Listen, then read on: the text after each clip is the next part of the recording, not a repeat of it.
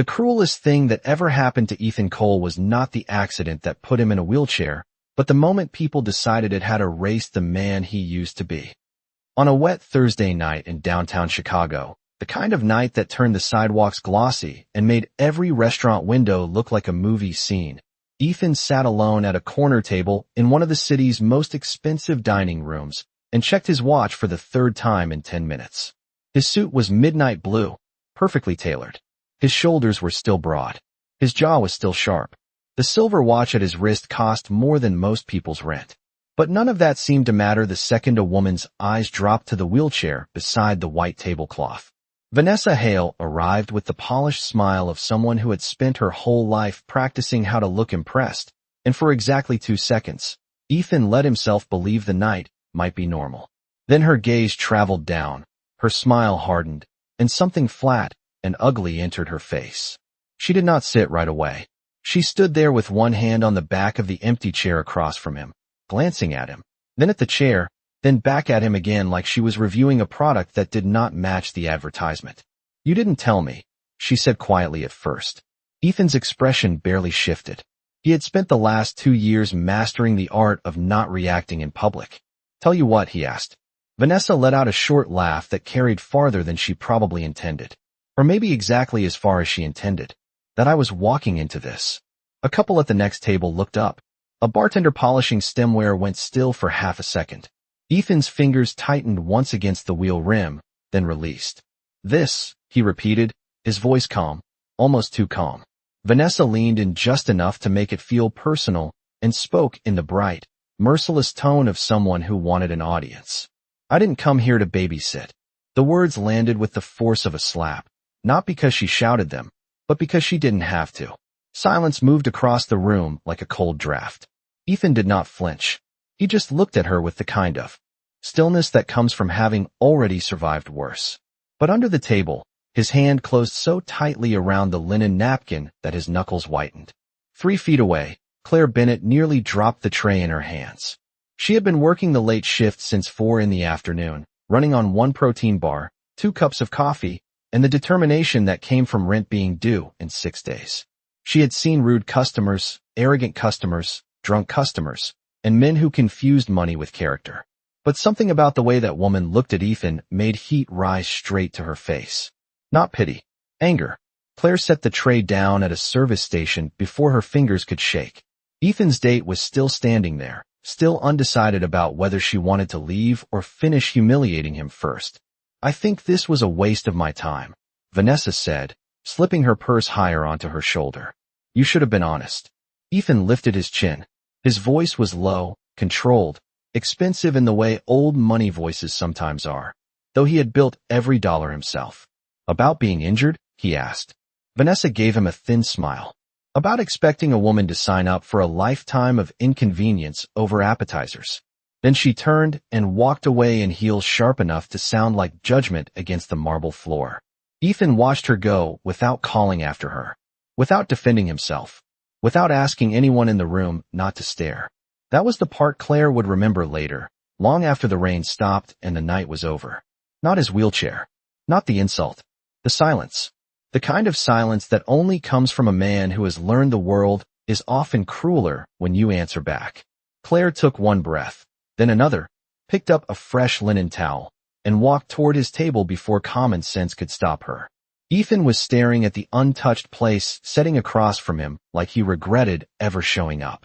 The candlelight caught the faint scar near his temple, the only visible mark left from the crash that had changed everything and, according to half the city's gossip pages, nearly ended the career of the elusive founder of Cole Biotech. But Claire didn't know any of that yet. She only saw a man trying very hard not to let a room full of strangers watch him break.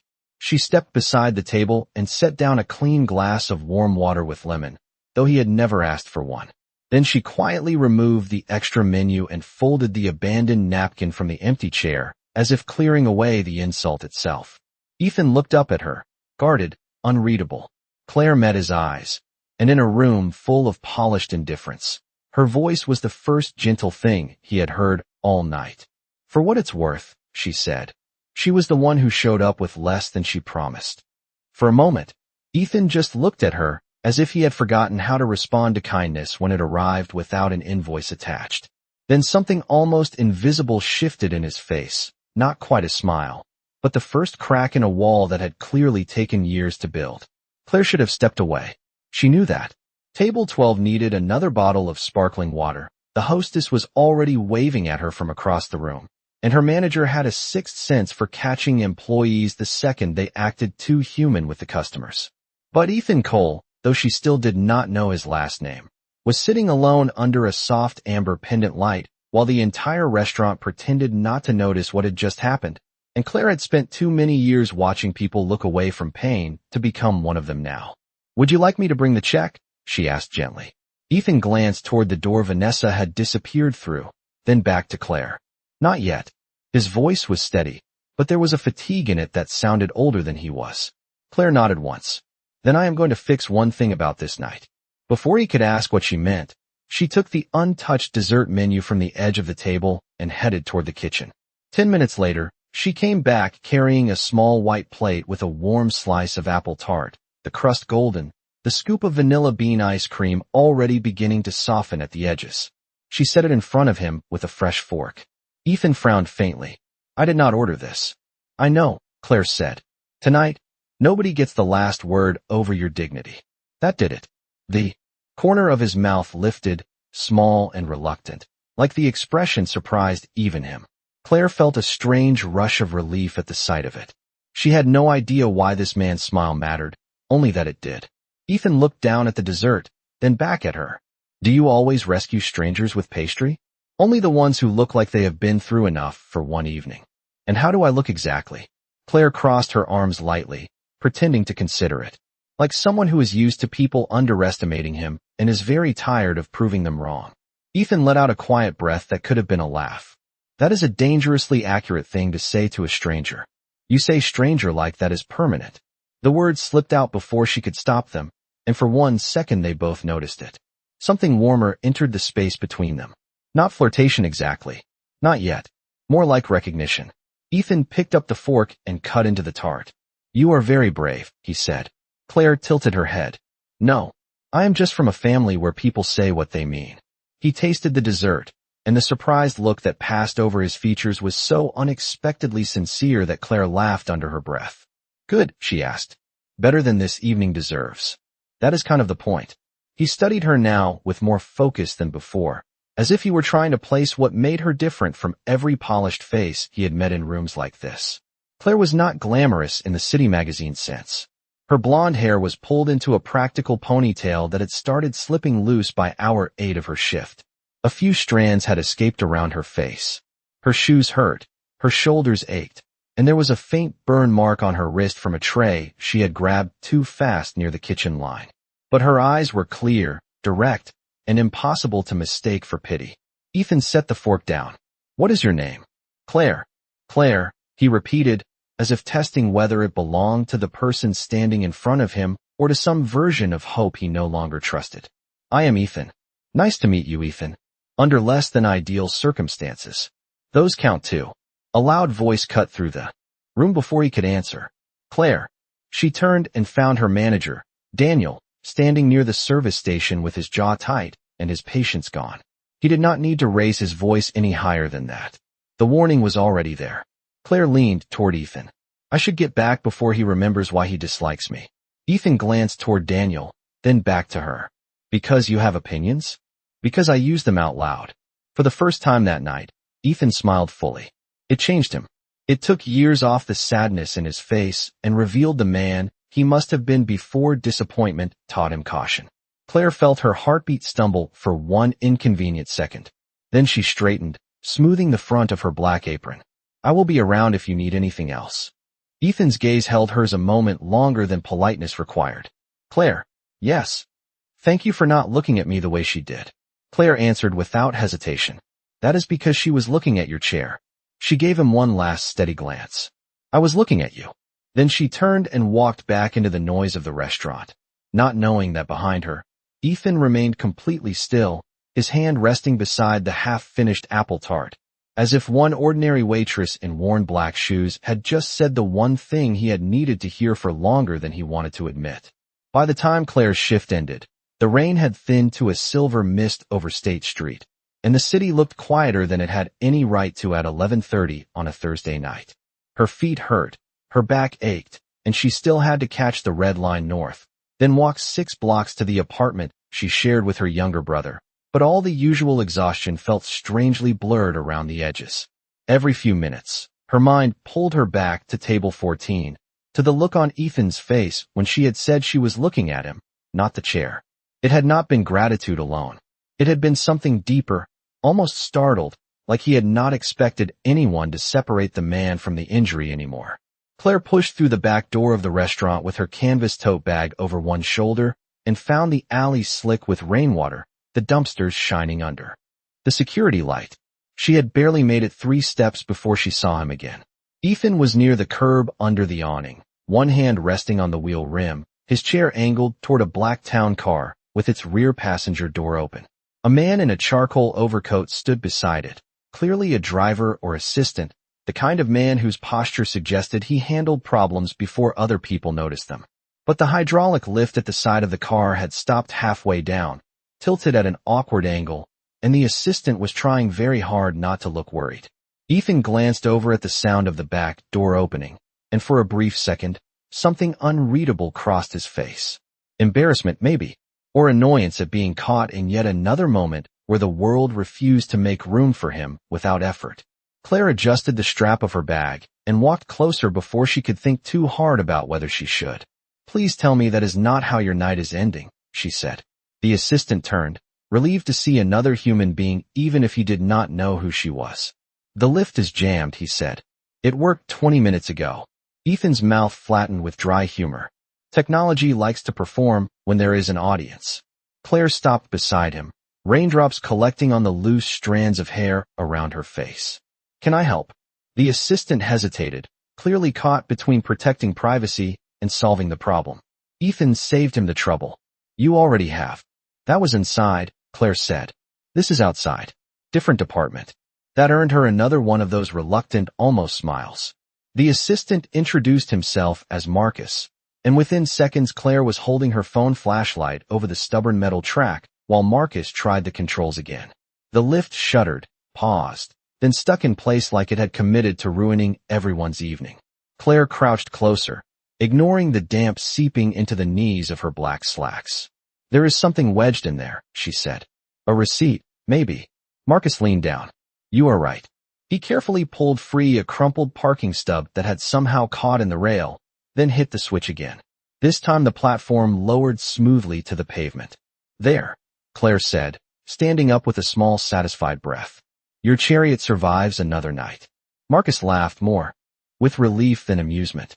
Ethan looked at her for a long second, the city lights reflecting off the rain on the sidewalk between them. "Do you solve every problem in under 2 minutes, Claire?" "Only the ones that fit in my shift and do not require a law degree." Marcus stepped aside to give Ethan room, but Ethan did not move immediately. Instead he said, "You are off the clock now. You do not have to keep rescuing me." Claire shoved her hands into the pockets of her coat. "That is good, because I am not rescuing you. What would you call it?" She looked at the jammed lift, then at him. "Helping someone get home. America used to call that normal." Marcus glanced discreetly away, as if sensing the conversation had shifted into something more personal than logistics. Ethan's expression changed again, softer this time. In the yellow glow from the alley lamp, Claire could see how tired he was beneath the polish, how carefully he carried himself, as though control was the one thing nobody had managed to take from him. "You really do say what you mean," he said. "It saves time. It probably gets you into trouble." Claire smiled faintly. "More than I can afford." Ethan absorbed that, and for the first time his gaze dropped to the canvas tote on her shoulder, the frayed strap, the discount pharmacy logo half peeled from the side, the kind of details wealthy people often never noticed because life had trained them not to. But Ethan noticed. "Do you always take the train this late?" he asked. Claire lifted one shoulder. "Most nights. Alone. Chicago is not exactly a fairy tale, but yes." He glanced toward Marcus, then back to her. "Let us change that tonight." Claire opened her mouth to protest, but Ethan's tone was not arrogant or performative. It was quiet, respectful, the tone of a man offering safety without trying to purchase gratitude. Please, he said. At least let me make sure the woman who saved my evening gets home dry. Claire should have said no. Men with expensive watches and private drivers belonged to a world that had very little overlap with hers, and experience had taught her that accepting favors usually came with invisible strings attached. But nothing about Ethan felt transactional. Tired, yes. Guarded, absolutely. But not manipulative. And the rain had started. Falling harder again, cold enough to sting her cheeks. One ride, she said. That is all. Ethan inclined his head, as if accepting terms in a business negotiation. One ride. Marcus moved to open the rear door wider, but before Ethan turned toward the lift, he looked back at Claire and said the words slowly, like they mattered more than they should have after only one night. I'm glad you walked out that door when you did. Claire met his eyes through the rain and answered with the truth before caution could edit it. So am I. The inside of the town car smelled like leather, rain, and the kind of quiet money that never needed to introduce itself. Claire sat carefully on the far side of the back seat, one hand resting on her canvas tote in her lap as city lights slid across the window beside her in streaks of gold and white. Ethan sat across from her in the wheelchair lock position built into the vehicle, his profile turned partly toward the glass, the reflection of downtown Chicago moving across his face like a second life. For the first minute, neither of them spoke. It was not an awkward silence exactly. It was the silence of two people who had met in the middle of a wound and were both trying to decide how much truth belonged to strangers after midnight. Marcus sat in the front passenger seat, speaking quietly into his phone for a moment before ending the call and giving the driver Claire's address. When Ethan glanced over at her, his expression held the same restraint he had worn all evening. But now that they were away from the restaurant and the watchful eyes of strangers, Claire could see how much effort that restraint cost him. You do not have to look so alarmed, he said softly. Claire blinked. Do I look alarmed? A little. I am in a car that probably costs more than my apartment building, being driven home by a man I met 3 hours ago after defending him from the worst blind date in modern history. Alarmed feels reasonable. Ethan looked at her for one beat, then laughed, a real laugh this time, low and surprised and warm enough to change the whole temperature of the car. That may be the most honest summary of my evening. Claire smiled despite herself. You asked for honesty. I did. He shifted slightly, his hand resting over one cufflink. For what it is worth, Marcus already ran your address through the safest route home. Claire lifted an eyebrow. That is either reassuring or concerning. From the front seat, Marcus answered without turning around. In my defense, I am paid to be both.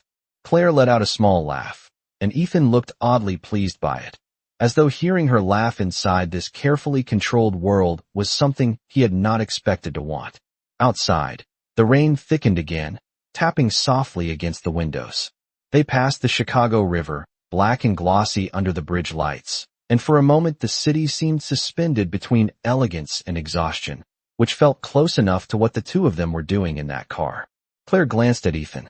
You handled that better than most people would have. He did not pretend not to know what she meant. You mean Vanessa. I mean being humiliated in public by someone who clearly mistakes cruelty for standards. His face went still, though not cold. You learn, after enough versions of the same moment, that reacting only entertains the wrong people. Claire studied him. How many versions? Ethan kept his eyes on the rain-streaked window. Enough. The single word carried more weight than a speech would have. Claire did not push. She knew something about pride, about private burdens, about the way pain hardened when people poked at it too quickly. Instead she said, well, for the record, she was wrong. Ethan turned back toward her. About what? About the inconvenience. He said nothing. Claire looked down at her hands, then back up. People like that always talk as if a human being can be measured by how easily they fit into someone else's plans. It is lazy, and mean, and honestly kind of boring. A faint line appeared between his brows, not in anger but in concentration, as if he were taking her words somewhere deeper than the conversation required. Boring, he repeated. Yes, cruel people always think they are original. That earned her another small smile. You make interesting moral judgments for someone who serves apple tart at 11:30 at night. And you make interesting observations for someone who is supposed to be mysterious. He leaned back slightly. Am I mysterious? Claire gave him a look. You have a driver, an assistant, a watch that could probably pay off my student loans, and a voice that sounds like you were raised around libraries and boardrooms. You tell me. Ethan's gaze sharpened with curiosity. Student loans? Claire exhaled through her nose. Community college. Nursing track. I had to pause. Why? The question was direct, but not invasive. Claire appreciated the difference. Because life is expensive, she said. My mother got sick 2 years ago, my younger brother was still in high school, and somebody had to earn actual money instead of collecting textbooks and good intentions. Ethan lowered his eyes for a moment, and something in his expression changed again, a quiet kind of respect this time. You wanted to be a nurse. I still do. What kind? The kind who does not make people feel like a diagnosis with a copay. The answer slipped out more personally than she intended, but Ethan only nodded as if it made perfect sense. That sounds unusually rare. Claire shrugged lightly. Maybe because everyone is tired, or because kindness does not bill well. The city blocks shifted outside from polished downtown towers to quieter residential streets. Storefronts grew smaller, streetlights farther apart. The contrast between Ethan's world and hers became more obvious with every mile, but instead of feeling embarrassed, Claire found herself strangely calm. Ethan had not once asked where she lived with that subtle judgment wealthy people sometimes wore when they heard an address outside their comfort zone. He had not tried to impress her. He had not tried to save her. He had simply listened. Claire, he said after a pause, and the way he said her name made it feel more thoughtful than casual. Can I ask you something? You just did. That is not encouraging. Try again. Ethan's eyes held hers. Why did you help me tonight? Claire could have said because it was the decent thing to do. Because no one deserved to be treated like that. Because she had seen loneliness before and recognized it on sight. All of those would have been true. But the truth that arrived first was simpler than any of them. Because you looked like a man everyone had been talking around for too long, she said. The car went quiet again. Not empty. Full. Ethan breathed in once, slowly, and for the first time since she had met him. Claire saw something unguarded move across his face, something close to gratitude, but even more fragile than that. By the time the town car pulled up in front of her brick apartment building with the flickering porch light and the narrow concrete steps, neither of them felt quite like strangers anymore. Claire reached for the door handle, but before she opened it, she turned back and looked at Ethan through the dim interior light of the town car. Up close, without the polished restaurant and the formal distance of table service between them, he looked younger and more tired at the same time. Like someone who had spent too long carrying himself with careful precision because the world had become merciless the second he showed weakness. Thank you for the ride, she said. Ethan inclined his head. Thank you for the company. Claire smiled faintly. That was a very elegant way to avoid saying you were rescued twice in one night. I am willing to admit to once, he said. Twice would damage my reputation.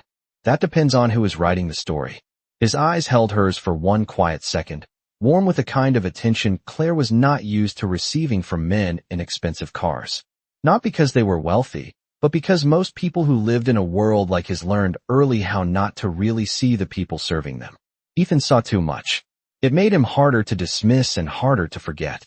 Claire opened the door and the cold, damp air rushed in at once, carrying the smell of wet brick and the distant rumble of an elevated train. She stepped onto the curb, then leaned back slightly before Marcus could close the door. Good night, Ethan. Good night, Claire. She stood there long enough to watch the town car pull away from the curb and disappear down the block, its taillights glowing red against the rain-slick street. Only then did she climb the narrow front steps to the apartment building, dig her keys out of her tote, and slip inside. The hallway smelled faintly like old radiator heat and someone's late-night laundry. By the time she unlocked apartment 3B, kicked off her shoes, and stepped into the tiny kitchen, the clock above the stove read 12:07. The apartment was quiet except for the low hum of the refrigerator and the soft murmur of a sports recap coming from the living room television. Her younger brother, Noah, was asleep on the couch with an economics textbook open on his chest, one arm hanging off the cushion and a half-finished bowl of cereal on the coffee table. Claire smiled despite her exhaustion, lowered the volume on the television, and draped the faded throw blanket over him before heading to check on her mother. The bedroom door was cracked open. Her mother was asleep too, turned slightly toward the window, the oxygen machine by the bed making its steady, familiar rhythm. Claire stood there for a moment in the doorway, letting herself breathe. This was her real life. Rent due next week. Prescription refill on Friday. Noah's community college application still half complete on the kitchen table. A nursing program she had put on hold because survival did not leave room for every dream at once. Men like Ethan belonged to a world of boardrooms and chauffeurs and watches with inheritance-level price tags. Women like Claire belonged to second shifts, crowded trains, and choosing which bill could wait 3 more days. She knew that. She had lived inside that truth long enough not to romanticize it. And yet, as she washed off her makeup in the bathroom mirror and changed into an old gray sweatshirt, she kept hearing his voice asking the same quiet question. Why did you help me tonight? No man had ever asked it quite like that, as if kindness were not something he expected from the world anymore, only something he studied with caution when it appeared. The next morning arrived too soon. Claire was back at the restaurant by 4:30, tying on her apron while the dinner staff drifted in under the harsh glow of the break room lights. The memory of Ethan had settled overnight into something she could not quite classify. Not a fantasy. Not exactly curiosity either. More like a thread left loose in the middle of an ordinary life. She was pouring iced tea into carafes when her manager, Daniel, appeared beside her with his mouth already set in disapproval. Office, he said. Claire straightened slowly. That sounds promising. Daniel folded his arms once she stepped inside the cramped office off the kitchen. You overstepped last night. Claire closed the door behind her. If this is about me being polite to a customer after his date, humiliated him in front of half the dining room, I would like that noted in the official record as a personality flaw. Daniel did not smile. This is a high-end restaurant, Claire. We do not insert ourselves into guest situations. So the policy is to let people be cruel as long as they are dressed well. The policy is professionalism.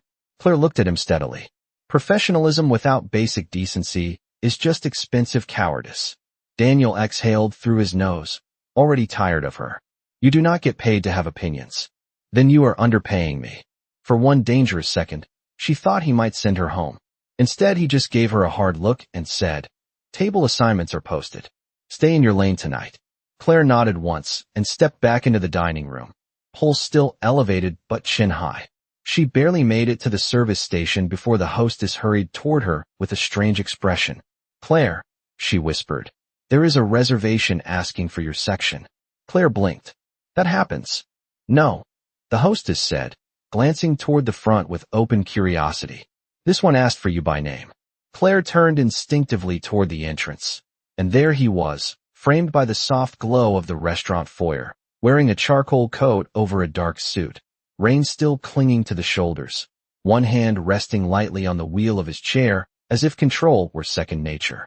Ethan lifted his gaze, found hers across the room, and for the first time since last night, Claire felt the quiet certainty that some stories do not announce themselves when they begin.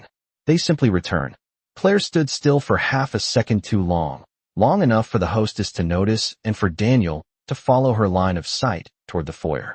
Ethan was not dressed for spectacle, but there was no version of him that entered a room quietly. It was not the chair. It was the composure, the kind that made other people straighten without understanding why.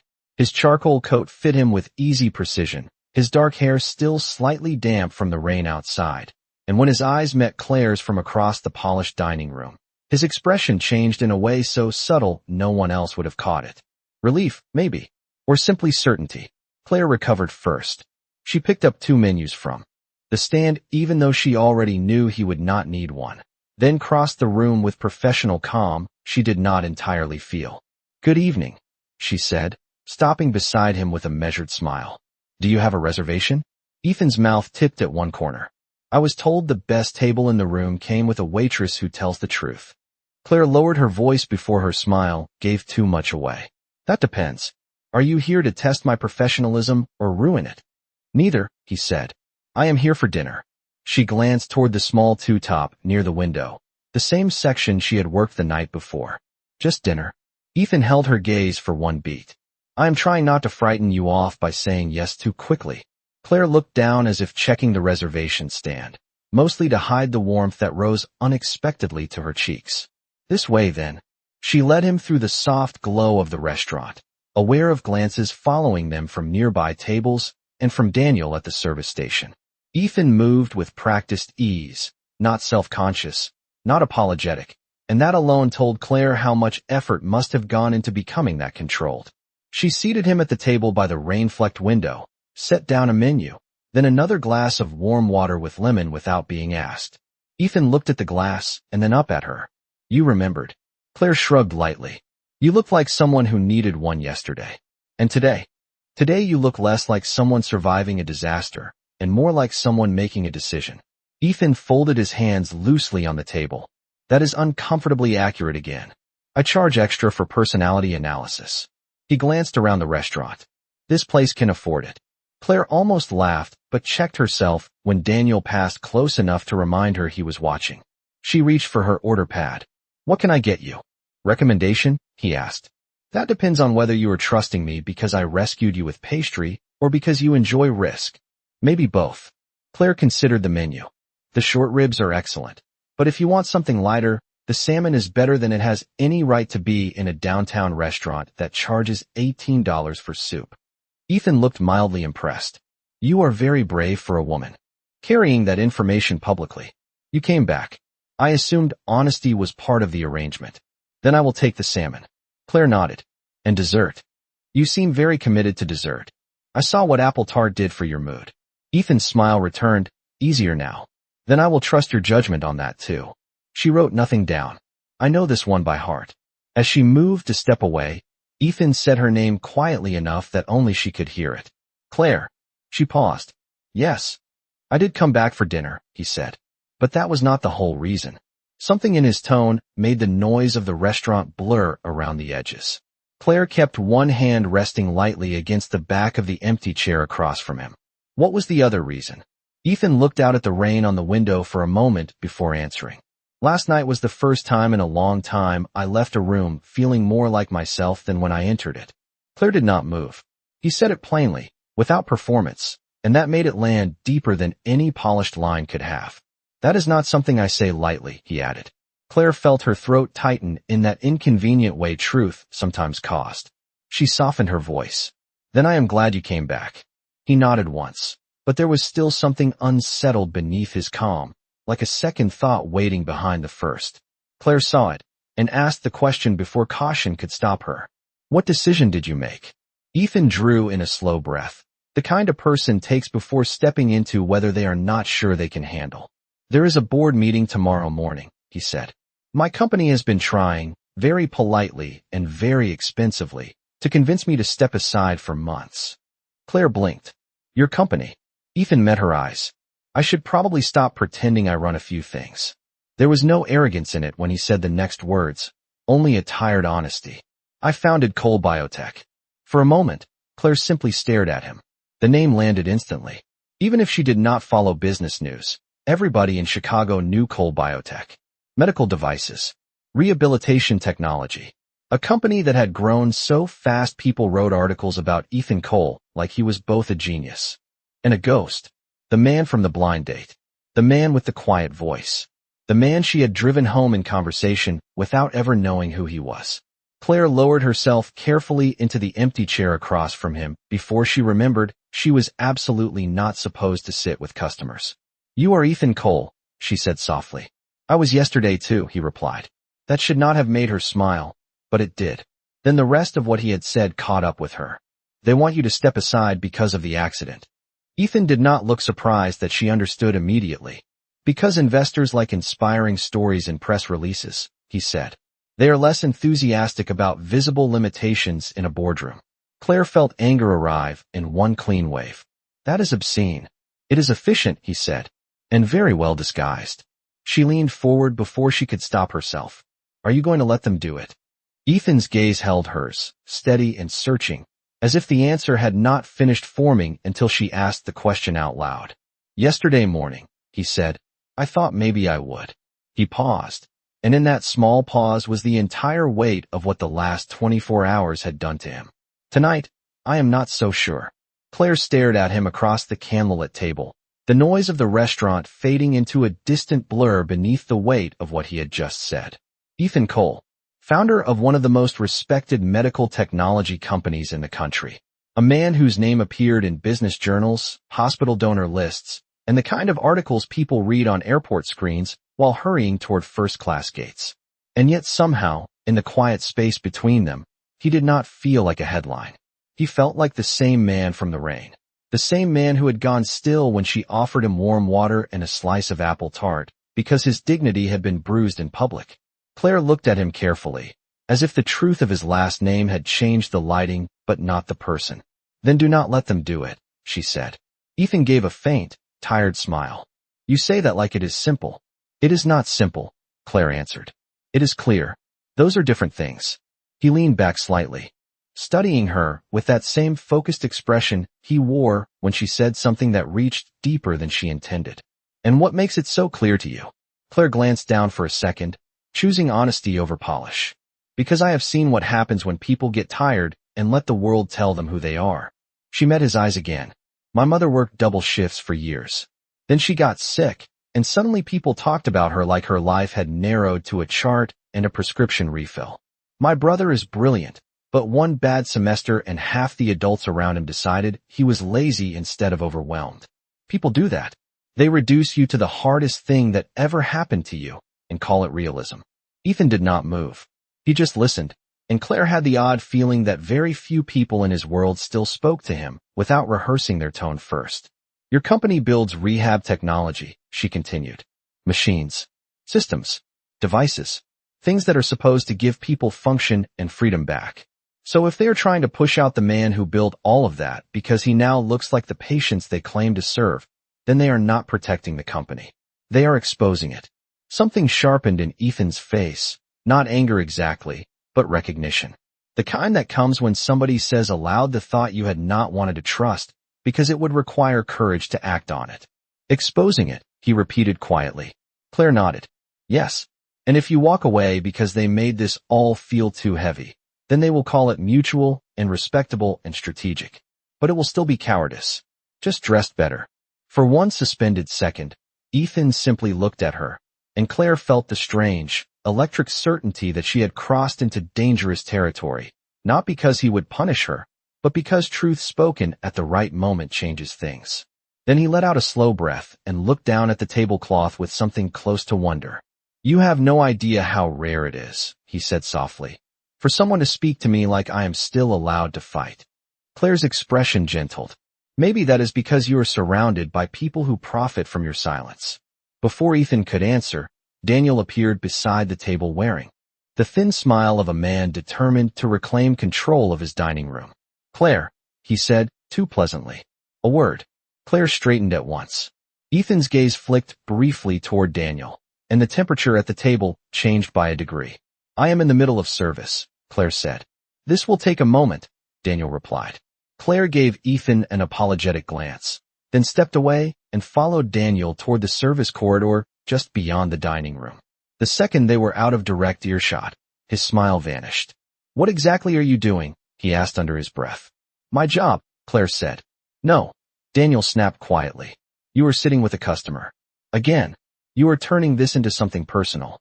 Again. Claire crossed her arms. He asked me a question. And you are a waitress, not a therapist, not an activist, and certainly not a guest. Claire felt heat rise in her chest. So this is about the fact that he came back and asked for my section. This is about boundaries. No, she said evenly. This is about the fact that everyone in this place knows money buys forgiveness for bad behavior, but somehow kindness is what gets disciplined. Daniel's jaw tightened. You want to keep this job, Claire? Then stop behaving like you are above the rules. She held his gaze. And you want to keep pretending this place has class? Then stop confusing class with silence. For a long second, he said nothing. Then he reached for the only weapon men like him tended to use when they were losing the moral argument. Finish the table, he said. After tonight, we will discuss whether you still have a schedule next week. Claire did not let him see the small hit that landed in her stomach. Rent. Her mother's medication. Noah's school forms. Fear showed up quickly in her life because it had so much practice there. But she lifted her chin anyway. Understood. When she returned to the dining room, Ethan was exactly where she had left him, but one look at her face told him enough. Your manager dislikes me, he said. Claire picked up the water pitcher and refilled his glass just to give her hands something steady to do. No, she replied. He dislikes complications. Ethan watched her carefully. And I am one. Claire set the picture down and met his eyes with quiet force. No, you are a mirror. People get uncomfortable when they see themselves clearly. He absorbed that in silence. Then, almost reluctantly, he asked, did this cost you something? Claire could have lied. She could have smiled and said it was nothing, because people in service learn early how to make their own burdens disappear so customers can enjoy their meal. But something about Ethan made dishonesty feel disrespectful. Maybe, she admitted. Then I should go, he said at once, and the quickness of it told her everything. He was already prepared to remove himself if staying caused damage. Already willing to disappear before becoming an inconvenience again. Claire leaned in, lowering her voice. Do not do that. He paused. Do what? Leave just because the room gets uncomfortable. Ethan's face went still. Claire held his gaze. That is exactly how people like your board win. One polite retreat at a time. The words landed between them with more force than volume. Ethan looked at her for a long moment, and when he finally spoke, his voice was quieter than before, but steadier too. You really have no idea what you are doing to me, do you? Claire felt her breath catch, not because the line was romantic, but because it was true. She shook her head once. Maybe not. Ethan rested his hand lightly beside the untouched menu, his eyes never leaving hers. For months, everyone around me has spoken in careful language. Strategic language. Safe language. You are the first person who has made me feel angry in the right direction. Claire's expression softened into something warmer than a smile. Good, she said. Then tomorrow morning, when you wheel into that boardroom, you do not go in there apologizing for surviving. Ethan looked at her like he wanted to memorize every word.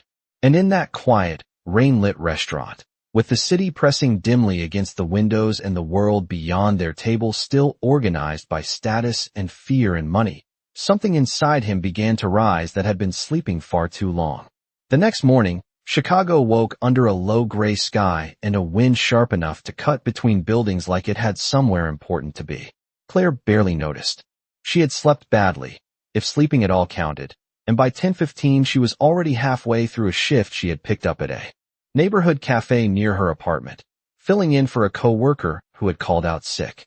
The place was smaller than the downtown restaurant, louder in a friendlier way, with scratched wooden tables, burnt coffee at the bottom of the pot, and regulars who tipped in singles and told the same stories every Thursday. Claire moved through the morning on habit alone, refilling mugs, ringing up sandwiches, smiling when required. But her mind kept drifting downtown to a boardroom she had never seen and a man she somehow could not stop thinking about. She wondered if he had gone. She wondered if he had let himself be cornered by polite language and expensive concern. Mostly, she wondered whether anyone in that room would speak to Ethan the way she had, plainly enough to remind him he was still the founder and not a problem to be managed. At 11:42, her phone buzzed in the pocket of her apron. She almost ignored it, but something made her glance down. The screen lit with a local news alert from one of the Chicago stations. Cole Biotech CEO Ethan Cole returns to board meeting, halts leadership transition. Claire stopped moving. The coffee pot in her hand hovered over an empty mug while the words sank in one by one. Claire, her co-worker said from behind the register. You okay? Claire blinked, set the pot down, and swallowed around a smile that came too fast and too warm to hide. Yeah, she said softly. I think somebody decided not to disappear. She waited until her break to read the full article. There was a photo of Ethan entering the Cole Biotech headquarters, his expression composed, Marcus at his side, cameras clustered at a respectful distance. The article used the usual corporate phrases, unexpected appearance, strategic reversal, renewed leadership commitment, but Claire could see through the language now. Ethan had gone in. He had stayed. He had chosen not to let other people write the conclusion for him. For the rest of the afternoon, that knowledge moved through her like a quiet current. She did not pretend it was nothing. She also did not let herself romanticize it into more than it was. Ethan had made a choice. That mattered. But her own life was still waiting when she got home. By 5:30 she was back at her apartment, changing out of her cafe apron and helping her mother sort medications at the kitchen table while Noah argued with a financial aid portal on his laptop. This website is designed by people who hate students, he muttered. Claire leaned over his shoulder with a tired smile. That narrows it down to every college website in America. Her mother looked up from the pill organizer, her voice weaker than it used to be, but still edged with humor. You look suspiciously cheerful for someone working 2 shifts in 24 hours. Claire reached for a glass of water and tried to sound casual. Maybe I am just relieved the world has not completely collapsed. Her mother gave her the knowing look mothers seemed born with, the one that suggested she could hear what was not being said just as clearly as what was. Is this about a man? Claire nearly choked on the sip she had just taken. What? No. Noah glanced up immediately. That is absolutely about a man. There is no man, Claire said. There is just a customer. A customer you are defending before anyone asked, Noah replied. That sounds expensive. Claire pointed at him. You do not get an opinion until you finish that financial aid form. The apartment settled into its usual evening rhythm after that. Dishes in the sink, weather report on the television, Noah at the table, her mother dozing in the armchair with a blanket over her knees. Around 7:15, someone knocked on the door. Claire frowned. They were not expecting anyone. She crossed the small living room and opened it carefully. A delivery man stood in the hallway holding a long white bakery box tied with dark blue ribbon and a cream envelope balanced on top. Claire Bennett, he asked. Yes. Delivery for you. She accepted the box with both hands, surprised by the weight of it, and closed the door with Noah already craning his neck from the kitchen. Okay, he said. Now there is definitely a man. Claire ignored him and opened the envelope first. Inside was a single card, thick paper, elegant handwriting. Claire, thank you for reminding me that retreat is not the same thing as grace. The board meeting went differently today because you made cowardice harder to excuse. I remembered your professional opinion regarding dessert. Ethan. Claire stared at the note for a long moment before carefully lifting the lid of the bakery box. Inside was a full apple tart, still warm enough to carry the scent of butter and cinnamon into the room. Noah made a low impressed sound from behind her. A rich man sent you pastry, he said. This is how period dramas start. Claire could not help laughing, though her eyes had gone suspiciously bright. Her mother, now fully awake, smiled from the chair. Whoever he is, she said quietly, he has good instincts. Claire ran her fingertips over the edge of the card again. It was not just the tart. It was the fact that he had understood the meaning of it. The plant from the worst night of his life had returned as proof that something in him had shifted. She closed the lid gently, holding the box as if it contained more than dessert. At 8:03, her phone buzzed again. This time it was an unknown number. Claire hesitated only a second before opening the message. I hope sending pastry to your apartment does not violate any deeply held principles. Claire looked at the screen, then at the note in her hand, and smiled in spite of herself. Her thumbs hovered over the keyboard before she finally typed back. That depends. Is this your way of bribing a waitress into more honesty? 3 dots appeared almost immediately. No, came the reply. This is my way of asking whether a waitress with dangerous moral clarity might consider having dinner with me somewhere neither of us is required to be. Claire read the message twice. Then once more. Her heart did that inconvenient thing again. The quiet stumble she was beginning to associate with Ethan Cole and the way he asked questions like they mattered. She leaned against the kitchen counter, the warm bakery box still in her arms, and typed slowly, so every word said exactly what she meant. Yes. But only if there is dessert. The answer came back in less than 10 seconds. I was hoping you would say that. For the first time in a very long while, Claire looked at the future and saw something other than bills, shifts, and survival. Not certainty. Not fantasy. Just possibility. And sometimes, for people who had been living in careful, exhausted inches, possibility was enough to change everything. 3 nights later, Claire stood in front of the narrow bathroom mirror of apartment 3B with one earring in her hand and an expression that suggested she did not entirely trust her own life anymore. In the bedroom behind her, her mother had insisted twice that the navy dress made her look elegant, and Noah had insisted once that if she came home engaged to a billionaire, he expected tuition assistance without paperwork. Claire had rolled her eyes at both of them, but now, as she smoothed the simple dress over her hips and checked that the hem fell just below her knees, she felt something unfamiliar moving beneath the nerves. Not the anxious dread of being evaluated. Not the defensive tension of trying to impress someone wealthier than her. This felt different. It felt like stepping towards something honest, and hoping honesty would still be enough once the lighting changed. At 7 sharp, a black town car pulled up outside the apartment building. This time, when Claire stepped into the back seat, Ethan was already inside waiting for her, wearing a dark suit with no tie, his expression softening the second he saw her. "You look beautiful," he said, and the words were simple enough that she believed them. Claire settled into the seat, trying not to be overly aware of how warm the air felt suddenly. "You look like you planned this too carefully." "That is because I did." "That is both flattering and a little intimidating." Ethan smiled. "Good. I was aiming for memorable."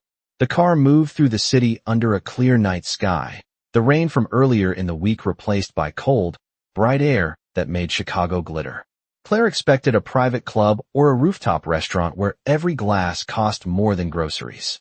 Instead, Marcus drove them to a quiet side street near the river, where a restored brick building glowed with candlelight behind tall windows. The restaurant was intimate, elegant without trying too hard, the kind of place where people spoke softly because the room did not need noise to prove its worth. "I thought you might prefer somewhere neither of us had to perform," Ethan said as Marcus opened the door.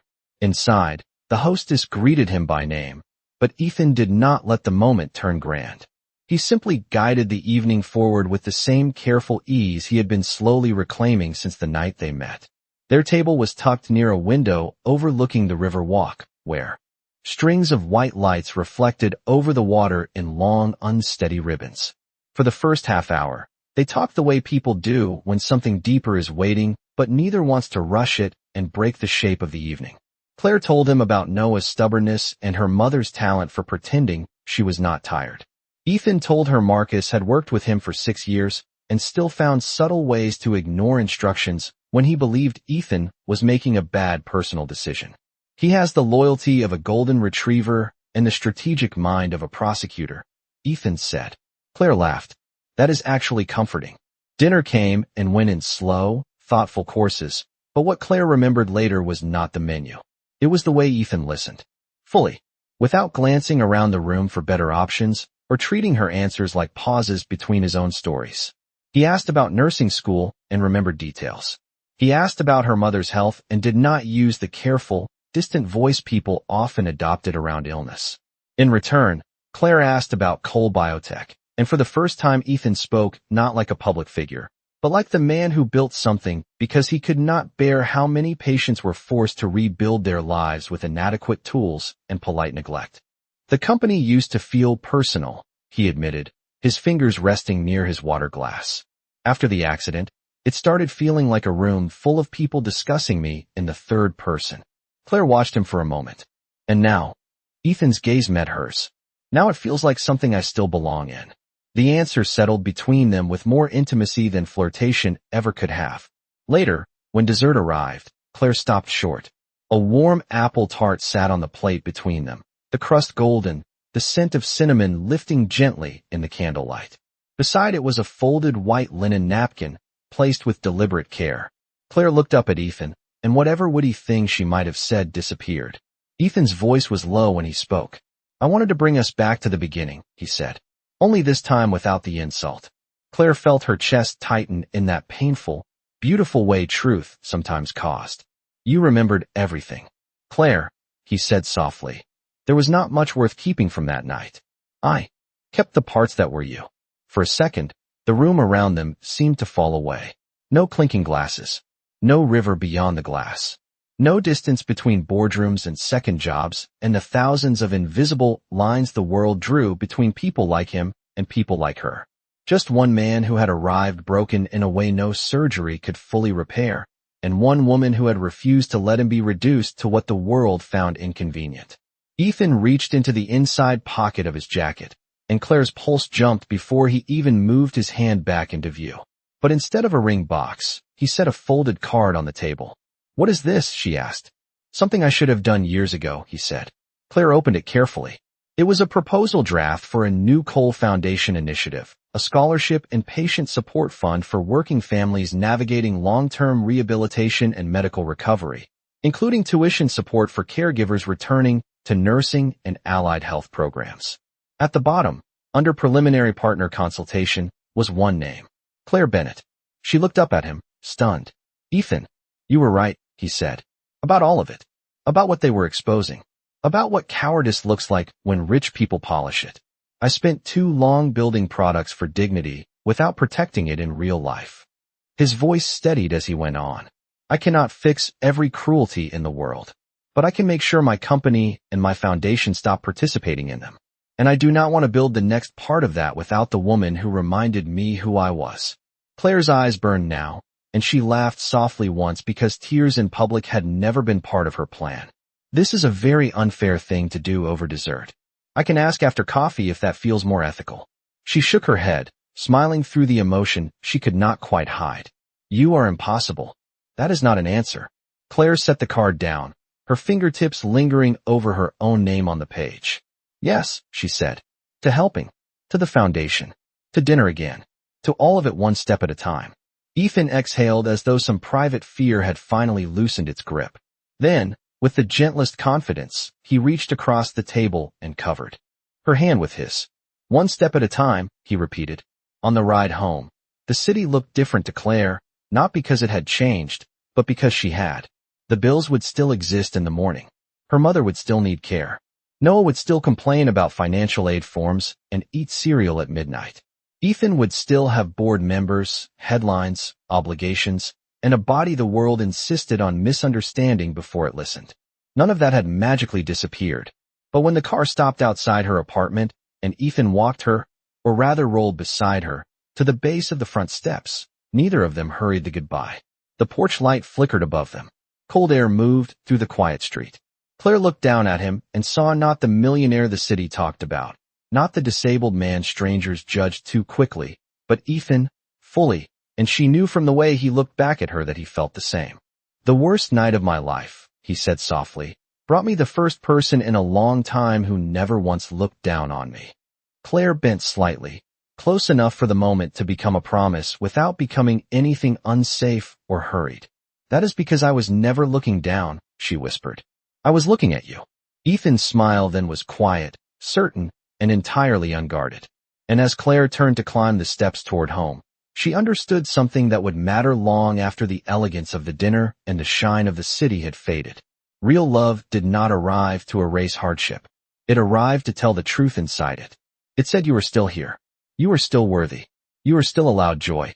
And sometimes, all it took to change a life was one woman brave enough to protect a man's dignity before she knew his name, and one man wise enough to come back for the person who had seen him clearly.